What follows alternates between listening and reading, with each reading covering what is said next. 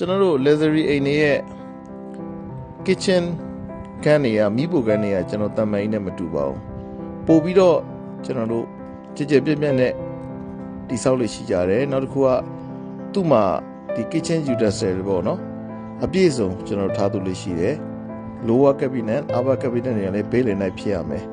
နော်အခုကျွန်တော်ပုံထဲမှာပြထားသလိုရေကတက်တာဆိုလေတခါတည်း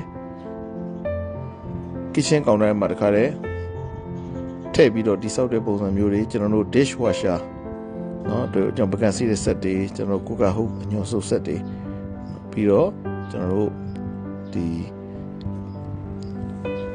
ပလင်းတွေခွက်တွေပကံလုံးတွေနောက်ဇုံခင်းတွေဓာတ်တွေတခါတည်း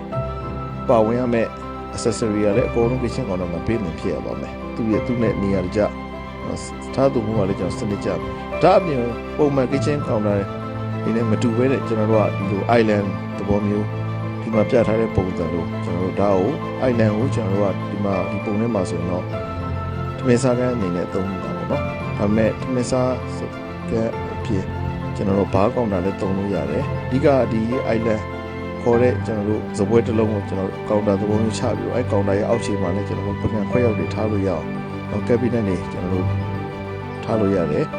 ပြီးတော့မှကျွန်တော် dry kitchen သဘောမျိုးဒီမှာလည်း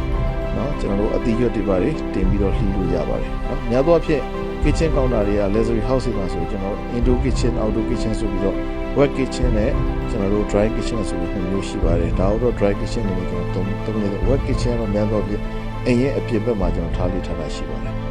เนาะဒါသားငါးတွေပါရှည်ဆေးပြီးတော့မှဒီ dry kitchen ကိုလာပြီးတော့မှဒါ coffee တောက်မယ် coffee ဖြောမယ်နော်ပြီးတော့မှအသီးရွက်တွေလှီးမယ်ဆက်လက်အတုပ်စားလို့ရတယ်အဲ့လိုပုံစံမျိုးတွေပေါ့နော်ဒီ dry kitchen မှာကျွန်တော်အသုံးပြုလို့ရှိကြပါတယ်